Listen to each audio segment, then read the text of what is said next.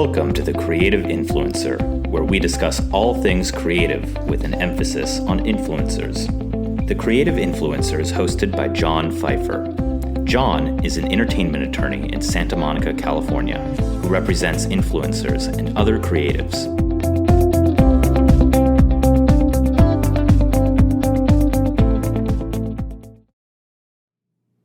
This is episode 1 of the third season of the Creative Influencer podcast.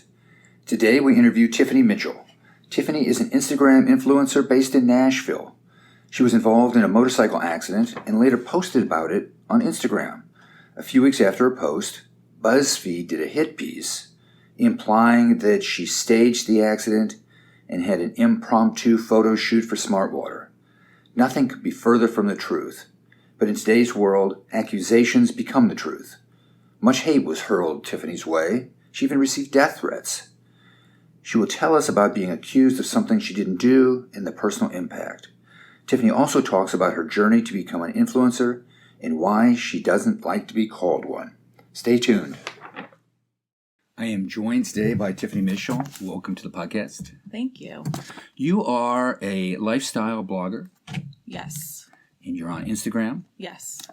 And you live in Nashville. Yes. But we're not recording this in Nashville, are we? Nope. We're in LA. In LA. And you were the recent subject of a hit piece by BuzzFeed, correct? Yes.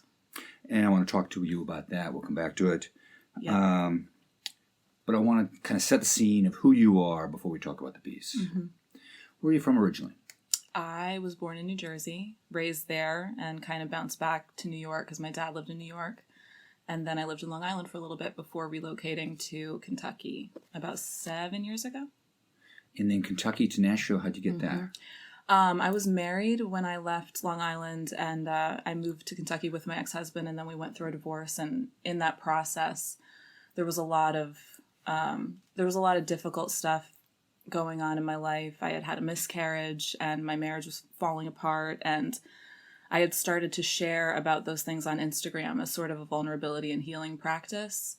And through that, I connected with some people in Nashville who were going through similar things, and they invited me to come visit, and I did, and I found this community that I really loved. So once my divorce was final, I moved to Nashville. Kentucky to Nashville. Yeah, naturally, it just felt like I had to because of the community I found. What is your writing background? Writing. Gosh, I have really never journals, diaries. I never did it professionally. Like, I always loved it, but it was never. So the ability to write, where did that come from? Practice, I guess. I loved reading, and I loved using words to express things that I was feeling, and just kind of writing them down or typing them down was always healing for me. It was always, something I love to do. Now, you talked about a vulnerability practice when you started to write. Yeah. And share on Instagram. I went back and I looked. Your first Instagram post was June 2nd, 2012. Wow. I feel old. that was only 7 years ago. Wow. It wasn't that long ago. I mean, 7 years, though. That's a long time to be doing the same thing on social media. And your first blog post, at least it was still up, was September 6th, 2012. So just a couple months later. Yeah. Tell me about the moment that you started sharing on Instagram. The moment I started sharing, I was still married. I was still hoping that it could work out. I was really just trying to figure out what I was supposed to do with my life, like who I was. I lost a lot of my identity to different things, especially that marriage, like that relationship. I gave up a lot of the things that I enjoyed, like travel and creating things, art. Like, I used to paint all the time, and I wasn't doing that anymore. I wasn't cooking or baking anymore, like none of those things. And I think going through kind of the dark parts of that time in my life, I wanted to exhume those things and start practicing them again. So for me, starting to blog and starting to do Instagram was the act of practicing those things. It wasn't even necessarily intended to get out there. It was just the act of putting it out there that made me feel accountable to honor those things and continue. Almost a public journal. Exactly. It was like, a public journal. But I remember at the time I was so timid to admit to anybody that this is what I was doing, especially my family.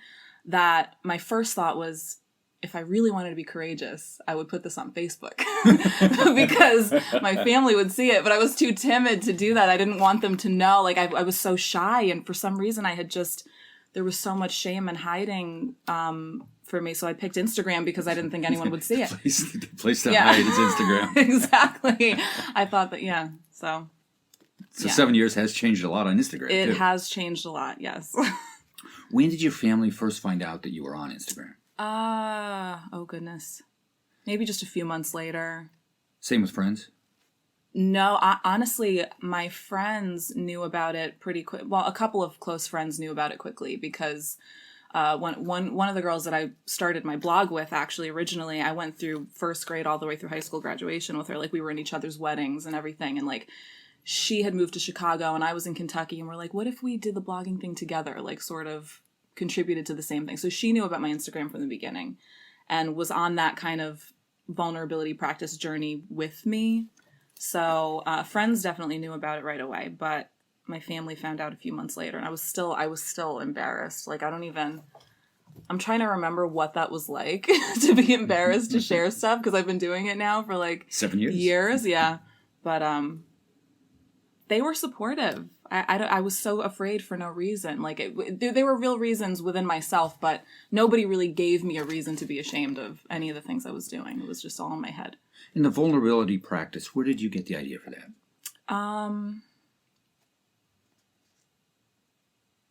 I guess it's my personality type. Like, I always find the most healing and growth and freedom when I'm sharing. I'm a 7 on the Enneagram. Like, connecting with people is very life-giving to me. And so the idea of expressing all these thoughts and desires and dreams and sorrows and everything in just the private context of a journal that I keep under my bed, like keeping all my paintings and these sketchbooks that are just under my bed, that to me would never be as healing as putting it out there and opening myself up to connect with other people over them. Now, on your early posts, there were a lot of fashion drawings and that kind of thing. And Yeah. It's shifted over the years. Yeah, I mean, I still do that. I still do the fashion illustrations, everything. I've been doing that since I was little, but that's like just one example, like one of the creative outlets that doing it and sharing it is healing. You know, it's like, it's not vulnerability in terms of like I'm admitting this deep, dark thing, but I am, like, creating anything is vulnerable. So when are you going to come out with a fashion line? Oh, gosh. As soon as someone wants to make it for me, I'll design it. I just need someone to produce it. And not only did the content change over time, but the color schemes have changed over time. Yeah. I've definitely learned more about editing and styling, and those are all things that bring so much joy. Like, I love doing all of that. And like having a cohesive feed, it's like, obviously it's not something that somebody needs to do in order to have a good Instagram. It's just my personal, like, I love having that flow of color and consistency. Yeah. And then I had read where you processed the trauma that's going on in your life. Mm-hmm. You've now shared it on Instagram. Yeah. Did you Which trauma? Well, I'm going to start with them? all of them. Yes. Yeah. Start with the miscarriage. Yeah. Yeah. I remember being kind of embarrassed to open up about that one for a while. The first time I shared about that, it was almost like the reason why I call it vulnerability practice is because at first I was just so timid to share anything. It's like, I'm going to start by talking about this recipe that I want to make. And that almost gave me enough courage to move into like, I'm going to admit this other thing about myself. And I'm going to admit, it was all about like admitting things about myself, building up to the point where I could say, all right, guys, I'm ready to write about the fact that I had a miscarriage, and I'm scared and I'm sitting here sweating as I'm typing this, but you know, I need to talk about it because it's significant in my life. And I feel like if I put it out there, maybe someone else out there who's been through it can connect with me, and they can heal me and I can heal them. And so the first time I opened up about that was maybe a couple years after it happened. And then what was the reaction? Amazing. Wonderful. I had no idea how common it was. I had no idea. I felt keeping it to myself made me feel so isolated, like I was the only one in the world that had ever gone through it. There was something wrong with me. But when I shared about it, people wrote to me and I was like, oh my goodness, I am really not alone. And then other people were saying the same thing, like, I thought I was alone. I thought I was alone. And all of a sudden there's like a million people saying, well, not a million, but yeah, like we're finding each other and realizing how not alone we are. And that in and of itself was so healing and beautiful. After that, I was like, this is important. Like, I need to be sharing these things in the most responsible way that I can, you know, but also I don't want to only share things that are neat and tidy, like after the fact, like, oh, I went through this and I'm better now. You know, like I want it to be in process. I want it to be the raw part where the healing is necessary, you know? And then you also shared about your divorce? Yes, not that much because I didn't want to disrespect my ex-husband at all, but and that statistically, you know you're not alone. Yes, absolutely. And that's honestly, that's part of why I loved the community I found in Nashville so much, because it was a group of women that had also been through divorce that were not man-hating on a rampage against, you know, the exes. It was like, this is a hard season, but we're going to come together. We're going to create things together. We're going to come up alongside each other, move forward, and create something beautiful. You know, so that was a really wonderful experience. And it informed a lot of the way that I handled trauma too. You know, just always looking forward and building something new, connecting with people, not like taking negativity and grudge and so the online part of your life has actually helped the offline part of your life. 100%. That's what it was always meant for. Yeah. Absolutely. I'm going to shift gears. Yeah. When did you start riding a motorcycle? I started riding a motorcycle 4.5 years ago. How does one just say, I'm going to start riding a motorcycle? Oh, well, my mom rode my whole life. Like, my mom had a Honda Shadow when I was little, and, like, she would put me in, like, a helmet. Like, I'd ride on the back of her bike. So I was always, like, around her. Wow, cool, yeah, I want a motorcycle. And my dream was to someday ride with my mom. So when I moved out to Tennessee, it was like, oh, there's all these beautiful back roads, you know, like maybe it's time. So I went and I took the safety course and got my license. And it's not like splitting lanes on the 405 out here. No, oh my gosh, no. My mom, because my mom is the inspiration for my riding, and she's like the safety stickler. Like she's a very, very safe rider. So you start riding. Yes. And I'm going to now take you to July 27th of this year. Yes. You were involved in an accident. Yes. I can see you tense up already. Just the minute I'm saying this. Yes. Where did the accident happen? It was just outside Leapers Fork, Tennessee, which is Where is that? It's about 45 minutes away from Nashville. Do you live in Nashville? I live in Nashville, yes. So my friend Lindsay, who's a photographer, honestly, like in Nashville, it's very easy to come by photographers and musicians. Like everyone does one or the other or both. Kind of like actors out here. Yeah, exactly. So a lot of my friends, especially because of what I do, are in the same field. So it's not uncommon for all of us to go out and we're all photographers and, you know, we're doing this or that. But Lindsay is, she just loves capturing all the time. She's got her camera with her all the time. Like, we'll go to a friend's gather. Like, we went to 4th of July, and everyone's having, like, partying and, like, doing fireworks and all this stuff, and Lindsay's just on the fringes with her camera, capturing, just candid. Like, she's really good at it. So anyway, we've done a few shoots together, both professionally and personally, and she had been wanting to do a motorcycle shoot. Specifically, she rides. She loves the fact that I ride. She's like, Tiffany, we have to finally make this happen. So we made a plan to do a personal riding day that she was going to document. And so me and my friend Martin were on the bikes, and then Lindsay had the camera. Her friend Jen was driving the Jeep, so they were kind of shooting us while we were riding. We've stopped at a few places in Leapers Fork and like posed with the bikes and things like that. And then we were riding back when the accident happened. And it sounds even ridiculous to ask the question this way, but I'm going to ask it. Did you plan the accident? No. How did it happen?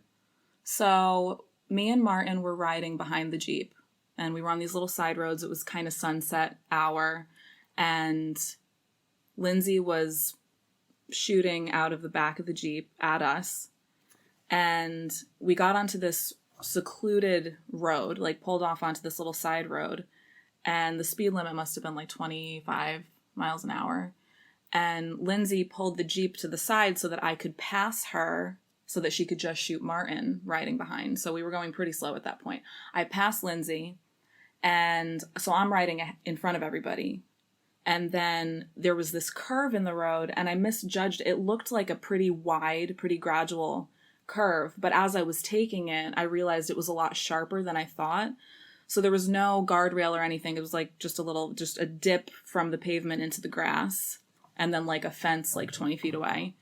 When my bike went off the road into the grass, I lost control of it.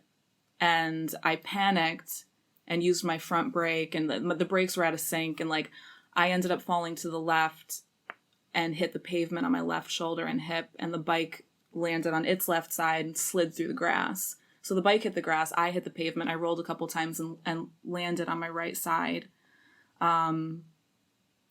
And that was when they were right behind me. So they pulled up immediately and were at my side, just making sure I was okay. Martin came, he was checking on me. That moment is a blur because I was panicking. I was in full on panic trauma mode because I had lost someone in an accident 3 years prior. And like that, the processing Lost in a motorcycle accident. In a motorcycle accident. Yeah. 3 years ago. So like processing the trauma and grief of having been through that, like this was my accident was minor. I was going maybe 25 miles an hour. I had my helmet on, boots on, jeans on. I got skinned up on my shoulder and my elbow because I had a tank top on. It was like 95 degrees that day. It was crazy hot, but the injuries were painful but minor, So I wasn't panicking because I thought I might die, Right. It was like all of it combined. It was just a very, very intense. I was in shock, basically. I was in shock. Yeah. And did an ambulance come? Yes. Did they check you out? Yes. Did they take you away? No. So a couple people pulled over to help, and I think one of them called the ambulance, and then they showed up pretty quickly. I don't really remember how much time. It felt quick, but I was also in shock, so I don't know. Yeah. And I went into the ambulance, and they checked my pulse, and they checked my injuries, and they cleaned me up, bandaged me up, asked me a bunch of questions to make sure that I was not out of my mind, I guess, like with a concussion. I didn't recall losing consciousness. My pupils were dilating properly, but they did say that I would have to go back to the ER with them in order for them to officially clear me of any concussion. But I didn't want to go back to the ER. I felt okay. I just wanted to like be with my friends and like get home. So at that point, my bike it was useless, and obviously I wasn't in a state to be riding it anyway, even if it was still functioning. How did your bike get home? One of the people that pulled up behind us, it was this guy who had been riding with his wife. They were on a motorcycle, and he pulled over. He's actually the one that brought me the water. Like he carries water with him on his bike, so he's the one that placed the water bottle next to Smart water. Next to my head. Yeah, in case I wanted it, so I could reach it. It was right there. And he went back to his house and got his truck and came back and loaded my bike onto his truck and then drove back to Nashville so that I could get the bike home. Just pulled it into my garage for me. Yeah. While you were on the ground, yeah, Lindsay was taking photos? Yes. Did you ask her to take photos? No. Did you know she was taking photos? No. I was not in a state of mind to be aware of anything really that was happening. When did you find out that she had been taking photos?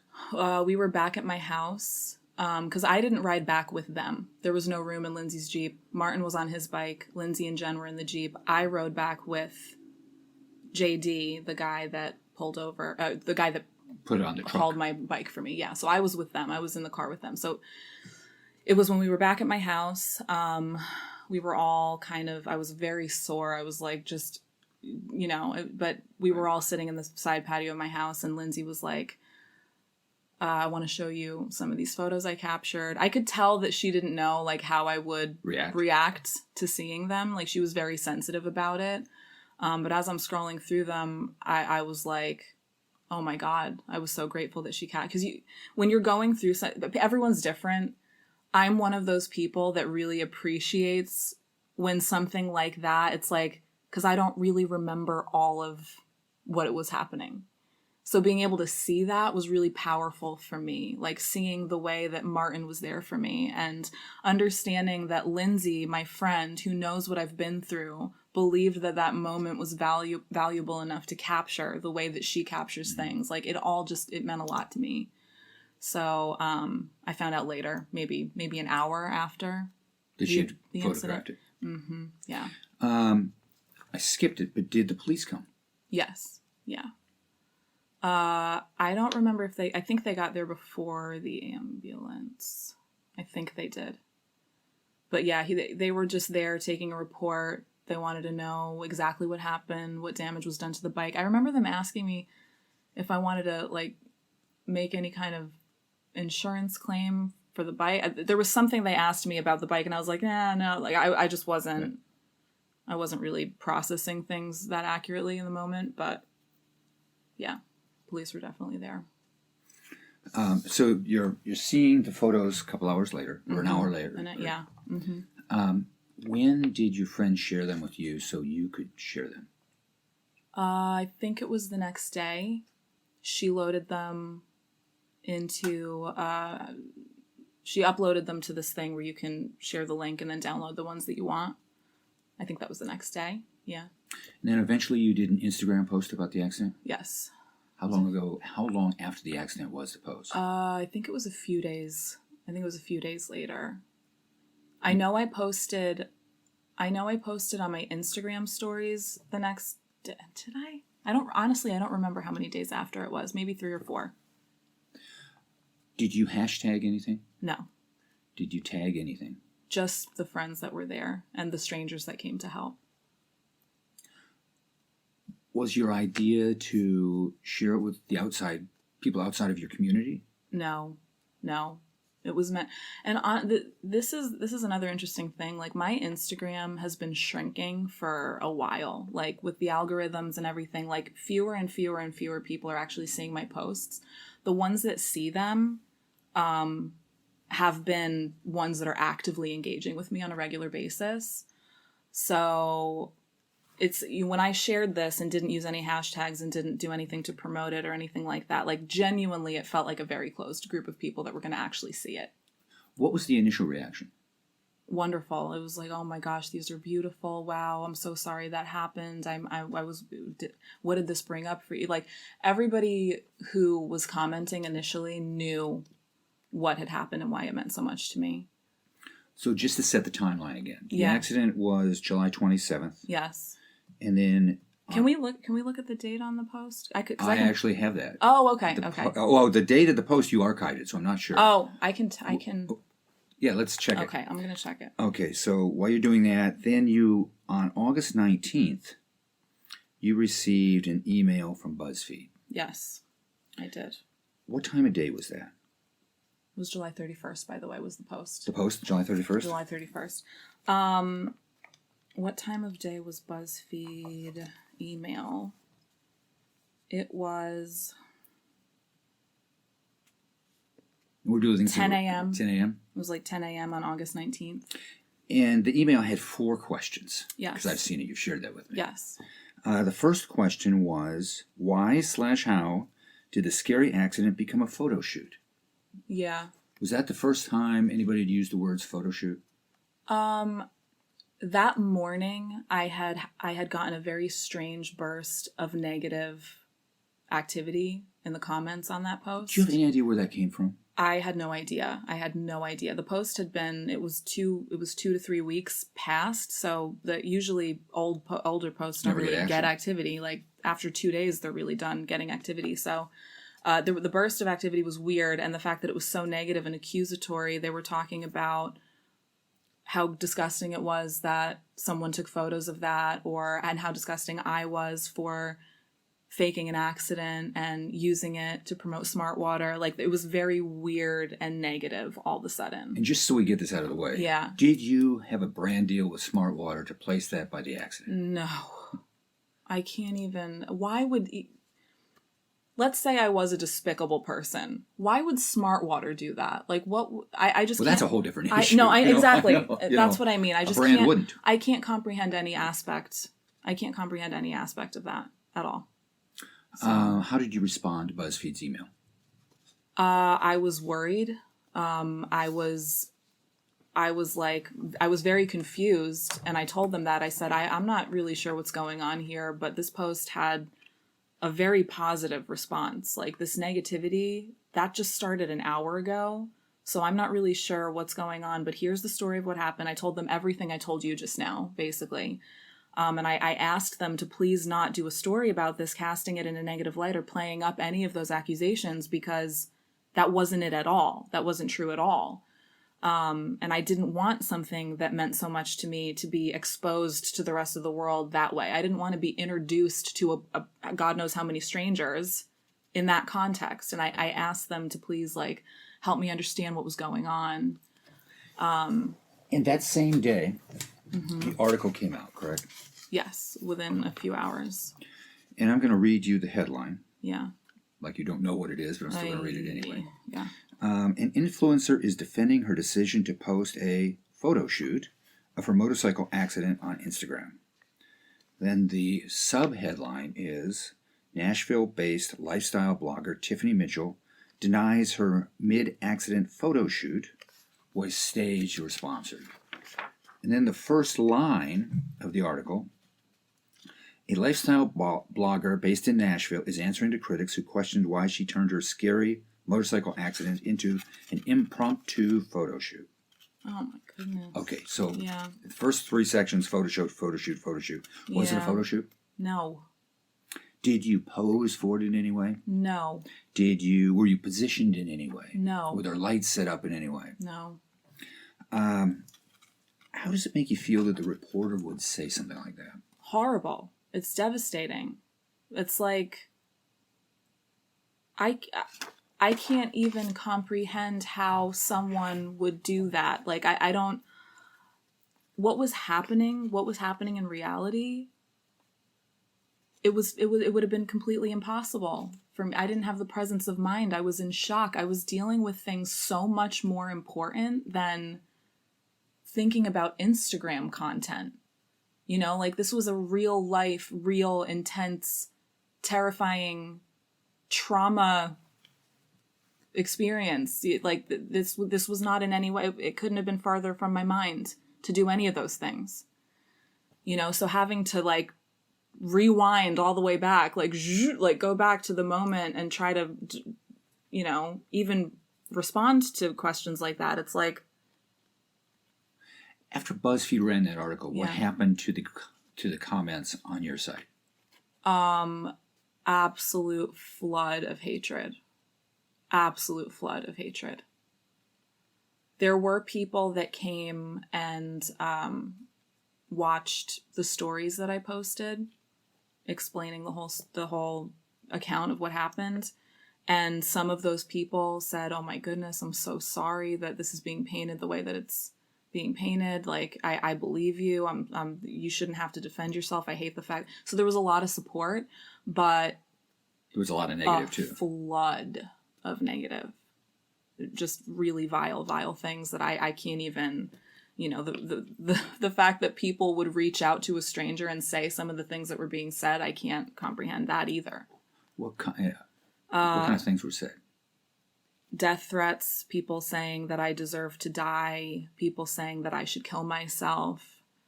A lot of people telling me about trauma that they had been through, losing someone, losing a relative, being in their own accident, and then shaming me for exploiting something that is real in their life. Because they thought the Smart Water bottle was placed there. They thought and it was an product advertisement. Yeah, a lot of people thought that.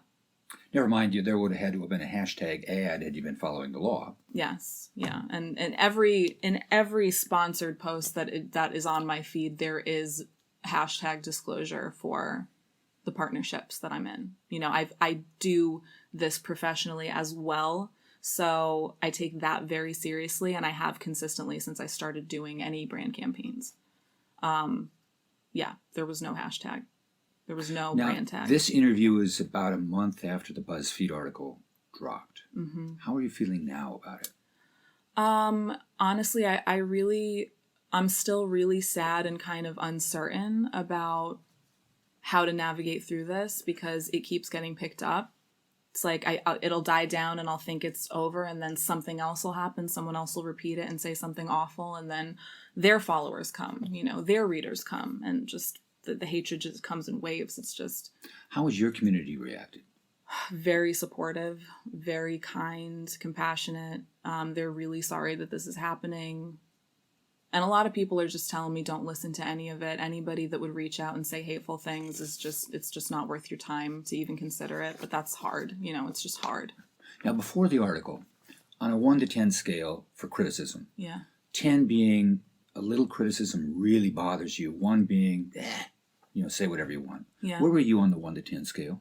And again, before the article. Before the article. I mean, criticism, I've always benefited from criticism, I think it's how you grow, I don't want to just be pat on the back and tell me what I want to hear. Never. No, I'm not that kind of person. So yeah, criticism is always valuable. Even if it's coming from a bad place, you just have to learn how to filter it and handle it. But there's always something to learn somewhere. And if someone's completely wrong, you just move on. So yeah, I have a pretty high tolerance for criticism.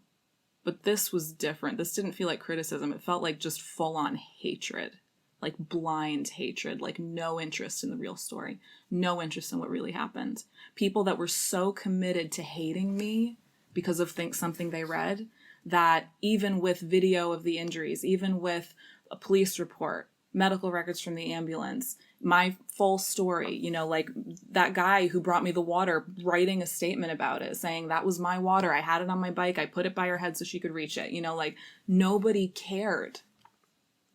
They didn't care. They just wanted to be upset. So that to me isn't criticism as much as it is just blind hatred. That I don't know how to handle. Wait, and where do you think that comes from? There was an interview that I did with Forbes about this, and they were mentioning the whole, do it for the gram culture, where influencers or anyone with a large following is willing to fake anything in order to get views or whatever. And I see it. I see that happens. So I think people might be so afraid of being tricked that their lack of interest in the true story is just their commitment to you're a liar. You're a liar. Everything you say is a lie. The police report is fake. Those the wounds that you're claiming are on your shoulder, that's just makeup. It's people are so afraid of being tricked that they will just go negative right away. Absolutely. I guess that's where it's coming from.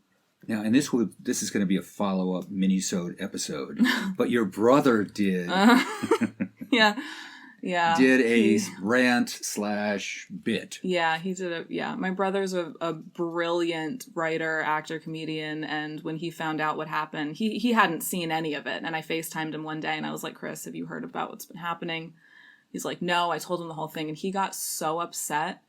And when he gets upset, he gets hyper intelligent and starts doing monologues. And just he did this while we were on FaceTime, and I was laughing so hard. And I was like, Chris, can you please do me a favor? I wish I was recording this.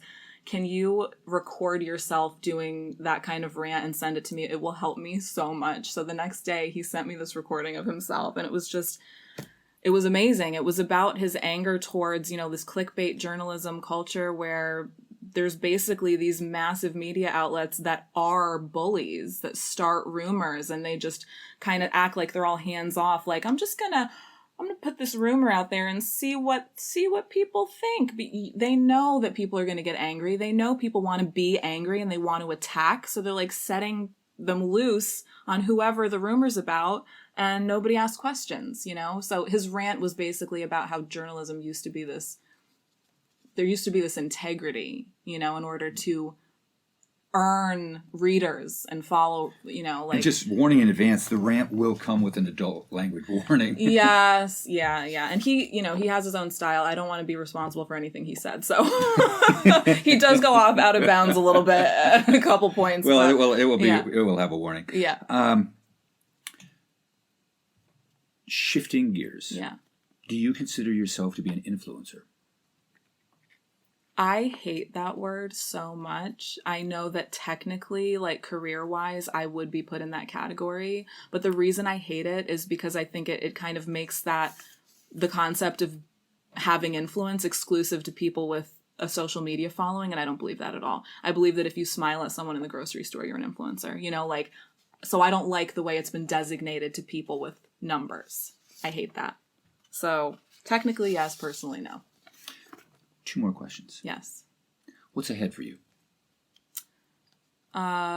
More sharing, more, I guess, navigating out of this process, I guess, pulling as much value as I can from it. You know, I've learned a lot, and I will not stop sharing. I won't stop writing. It's going to continue to be the vulnerability practice it always has been, but I think I realize how much more important it is now, given that people seem so much more willing to believe lies and to act hatefully than to believe that real vulnerability exists still in the space of social media. I want to be a part of that being more normal. And I want to be a part of shifting it. I just want to shift it if I can. And where can people find you on the internet? My Instagram, which is? Tifforelli, Tifforellie. And your blog? Tifforelli.com. Thank you. Yeah. It's Thank been a you. pleasure. That's it for this time. If you enjoyed our podcast, please write a review on iTunes and tell your friends to subscribe. If you have any questions about influencers or suggestions for future episodes, email them to John at Pfeiffer@pfeifferlaw.com. Thank you for listening.